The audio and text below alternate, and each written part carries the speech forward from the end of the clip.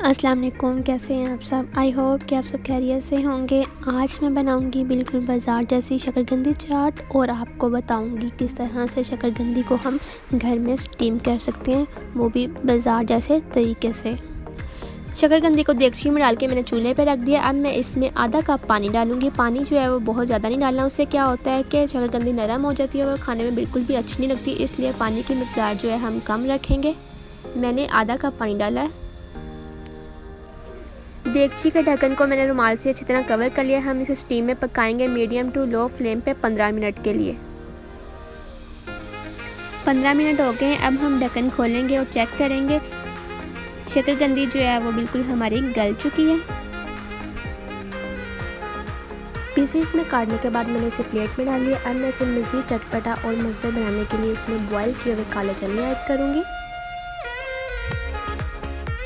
2 चम्मच मैं इमली की चटनी ऐड करूंगी।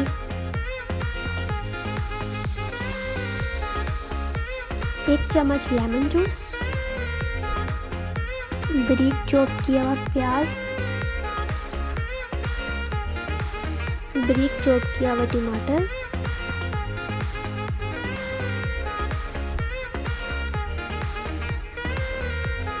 बारीक चॉप किया हुआ सब्ज़ धनिया। कितना प्यारा लग रहा है ना सब कुछ प्लेट में, धनिया, प्याज, टमाटर, शकरकंदी, चने। अब मैं इसमें डालूंगी मज़ीद चटपटा बनाने के लिए टेस्ट के मुताबिक चाट मसाला। दोबारा से इमली की चटनी डालेंगे।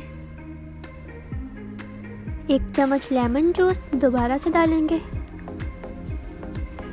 तैयार है हमारी मज़ेदार सी चटपटी शकरकंदी चाट। अगर आपको मेरी रेसिपी अच्छी लगती है तो इसे लाइक करें, शेयर करें, मेरे चैनल को सब्सक्राइब करें।